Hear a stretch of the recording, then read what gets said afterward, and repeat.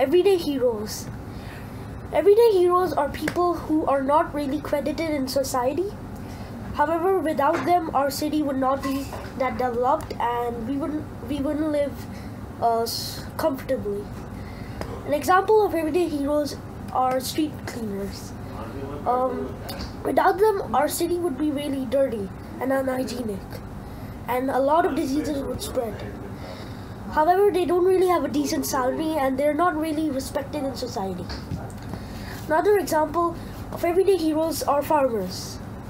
Without farmers, we wouldn't be even able to eat properly. However, the same happens with them. They can't earn money as much as other bank workers or office workers do. So we all have an everyday hero inside us, and we should all contribute to our society to make it much more developed. And yeah.